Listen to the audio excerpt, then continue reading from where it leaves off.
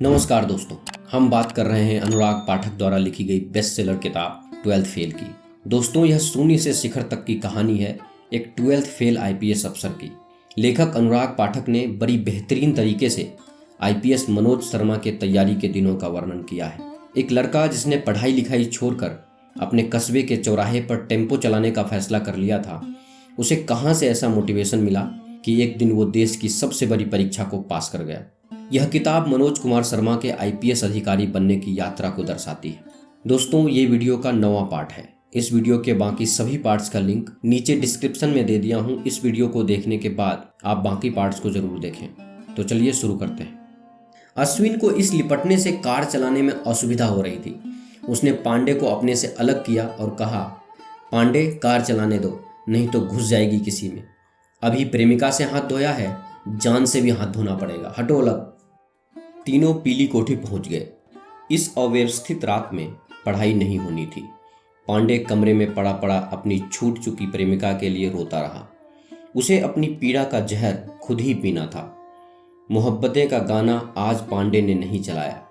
उसने लगान फिल्म का भजन, ओ पालनहारे निर्गुण और न्यारे, तुम्हरे बिन हमरा कोनो नहीं, हमरी उलझन सुलझाओ भगवन, तुम्हरे बिन हमरा कोनो नहीं।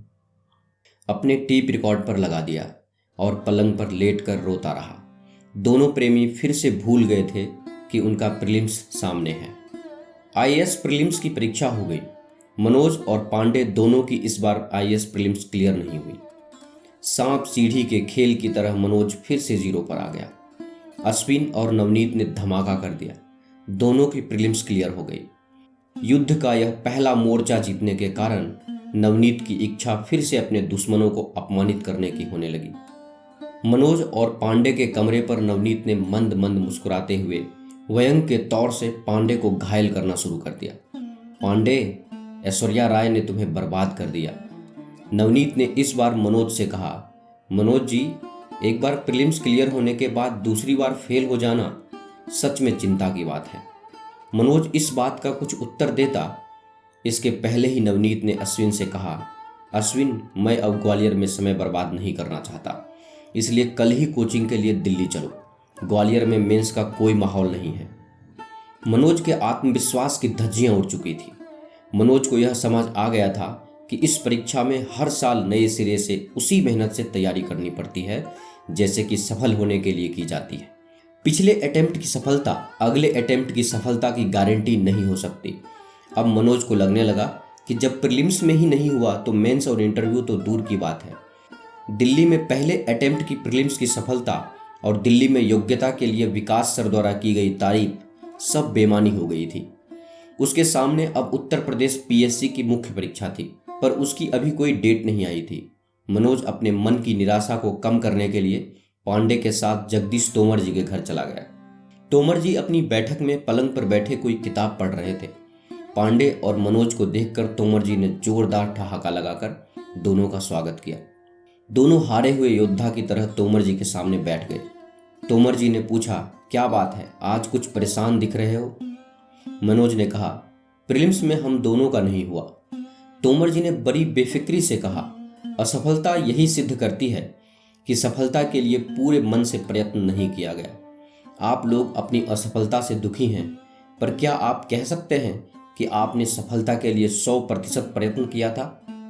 पढ़ाई के समय आपकी रणनीति, आपकी लगन, आपकी मेहनत में कोई कमी नहीं रह गई थी?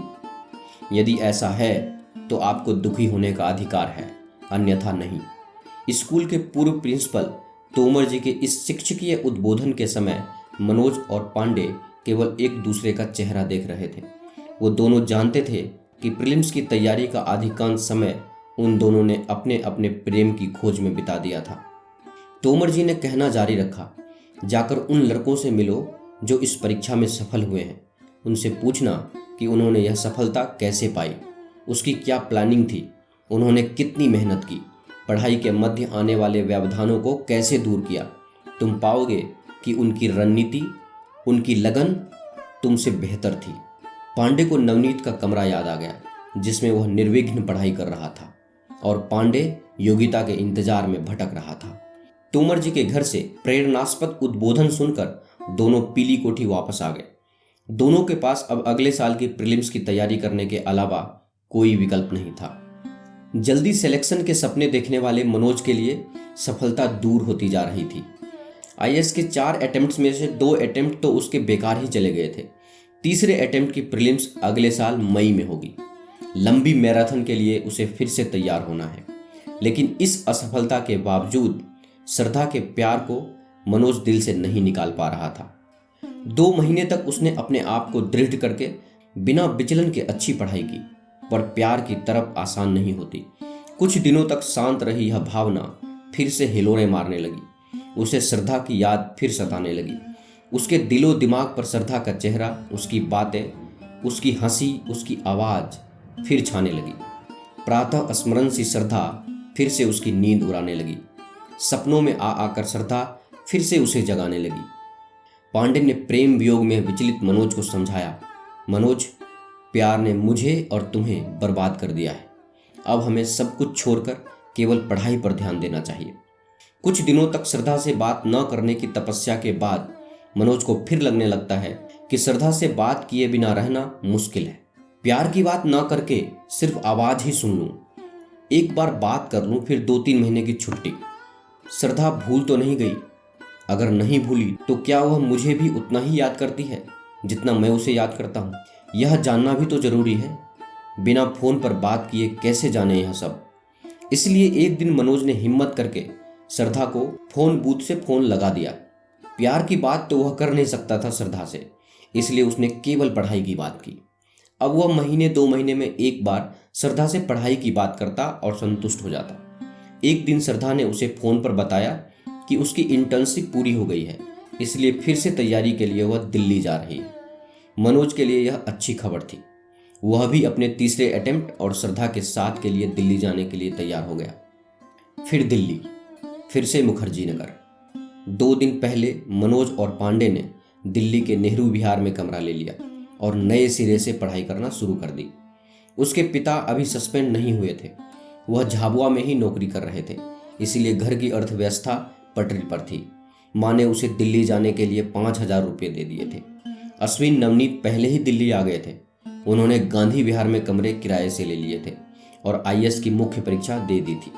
गुप्ता ने भी अश्विन के बगल में गांधी विहार में कमरा किराए पर ले लिया था। श्रद्धा भी दिल्ली आ गई थी। उसने 1219 मुखर्जी नगर में उसी हॉस्टल में कमरा ले लिया था जिसमें वो पहले रहती थी। जिद्दी वक्त का पहिया एक बार फिर से पीछे घूम गया था। मनोज पर समय भरपूर मेहरबानी कर रहा था। उसकी नजरें लगातार उस रास्ते की ओर देख रही थी जहां से श्रद्धा आने वाली थी। तभी श्रद्धा सुर्ख लाल रंग पर काले फूल वाली ड्रेस पहने उसे आती हुई दिखाई दी। रेगिस्तान में ठंडी फुहार सी, सारी भटकन के बाद एक सुखद आराम गाह सी। कुछ देर दोनों चुप बैठे रहे। फिर श्रद्धा ने मनोज से कहा, कैसे हो मनोज? मनोज सब बता देना चाहता है कि वह कैसा था बिना श्रद्धा के। मुझे तुम्हारी बहुत याद आती थी। आदमी कितना मजबूर होता है, वैसे न जाने कितनी भीड़, लाखों लोग उसे रोज दिखते हैं, बस एक चेहरा नहीं दिखता। पर मनोज ने सिर्फ इतना कहा, अच्छा हूं। फिर आ गया दिल्ली। देखते हैं दिल्ली अब क्या रंग दिखाती है।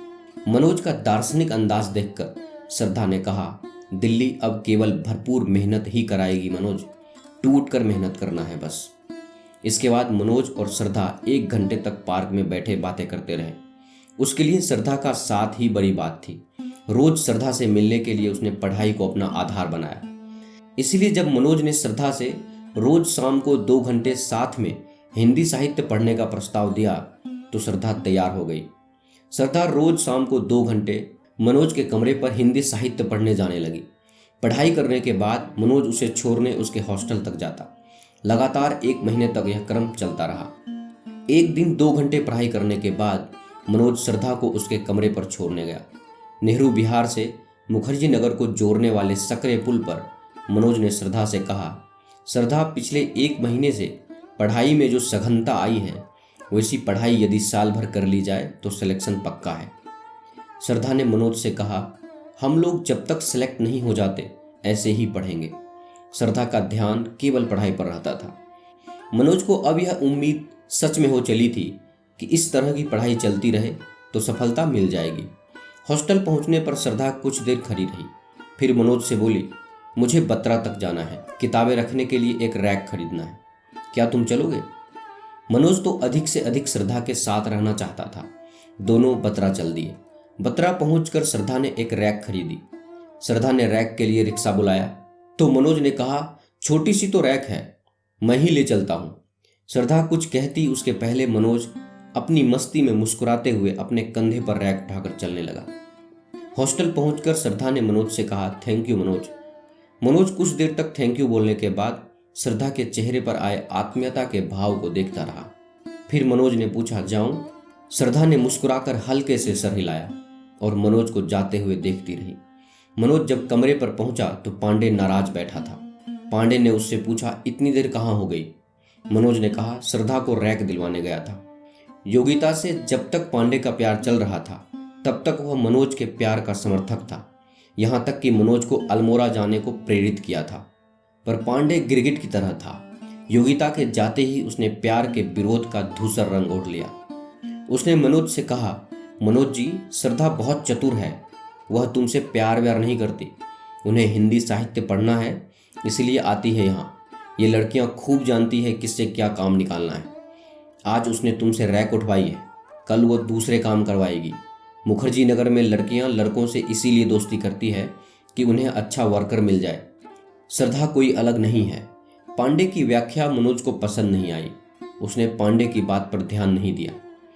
कुछ दिन बाद प्रगति मैदान में पुस्तक मेला लगा हुआ था। श्रद्धा ने मनोज से पुस्तक मेले में चलने के लिए पूछा तो वह तैयार हो गया। दोनों मेले में पहुंच गए। श्रद्धा ने 3-4 किताबें खरीद ली। मनोज एक स्टॉल पर खड़ा हो गया और किताबें उठा उठाकर देखने लगा। विवेकानंद, महात्मा गांधी, भगत सिंह, लिंकन आदि महापुरुषों की जीवनियां उस स्टॉल पर थी। वह उन किताबों को उठाकर देखता रहा और देखकर वापस रख देता। श्रद्धा ने मनोज से कहा, मनोज, तुम ये किताब लेना चाहते हो क्या? महापुरुषों की ये जीवनियां बहुत प्रेरणादायक हैं। श्रद्धा की बात सुनकर मनोज मुस्कुराया। फिर उसने श्रद्धा से कहा, श्रद्धा, मैंने ये सारी किताबें पढ़ी हैं। लिंकन की जीवनी तो 3-4 बार पढ़ी है। श्रद्धा ने प्रभावित होकर उससे पूछा, ये तुमने कब पढ़ ली?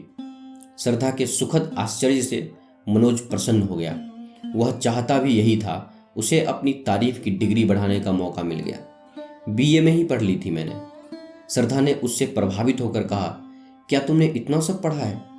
हाँ श्रद्धा, मैंने ग्वालियर में एक लाइब्रेरी में नौकरी की थी, वहां बहुत सारी किताबें पढ़ी थी। श्रद्धा का प्रसन्नता मिश्रित आश्चर्य देखकर उसने कहा।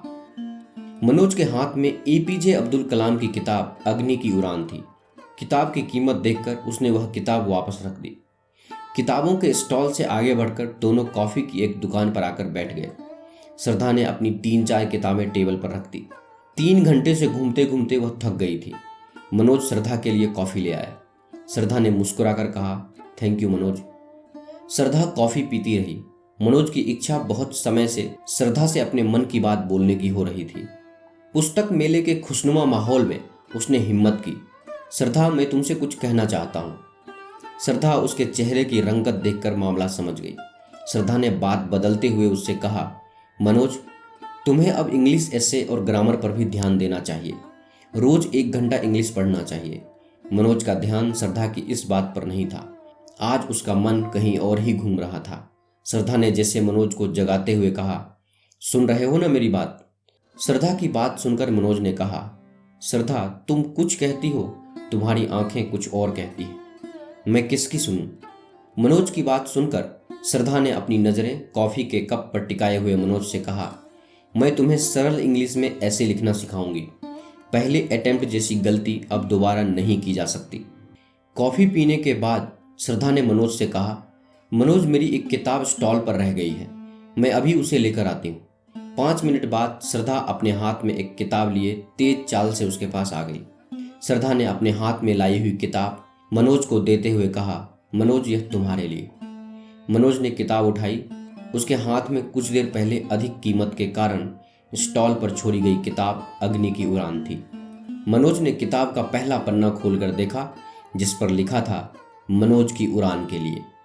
श्रद्धा, क्या तुम्हें पता चल गया था कि मेरा मन इस किताब को खरीदने का था? मनोज ने श्रद्धा से पूछा। श्रद्धा कुछ नहीं बोली, बस उसने एक भरपूर दृष्टि मनोज के चेहरे पर डाली और टेबल पर रखी अपनी किताबें उठा ली। मनोज ने अग्नि की उड़ान के कवर पेज को देखते हुए श्रद्धा से कहा, श्रद्धा, इस किताब को देखकर मुझे लग रहा है कि तुम सच में पढ़ाई में बहुत तेज हो। क्यों? श्रद्धा ने आश्चर्य से पूछा। क्योंकि तुम बहुत अच्छे से मेरा मन पढ़ना जानती हो। मनोज पुरानी लीक ही पकड़े रहा, छूटी हुई हिम्मत बटोरता रहा, पर श्रद्धा भी जिद्दी थी। वह मनोज की बातों की लीक पर चलने को बिल्कुल तैयार नहीं थी। मनोज, अब चलें, लेट हो रहे हैं। श्रद्धा ने मनोज की इस बात का जवाब टाल दिया और दोनों मुखर्जी नगर जाने के लिए बस स्टैंड पर खड़े होकर बस का इंतजार करने लगे। बस में मनोज के पास बैठी श्रद्धा को लग रहा था कि क्या किसी को इतना छोटा सा गिफ्ट देने के बाद इतना सुकून मिल सकता है जितना उसे आज मिल रहा है। श्रद्धा बस की खिड़की के बाहर देखती रही। दोस्तों, आप देख रहे हैं 12th फेल बुक की समरी। यह समरी आपको कैसी लगी कृपया हमें नीचे कमेंट बॉक्स में कमेंट करके ज़रूर बताएं।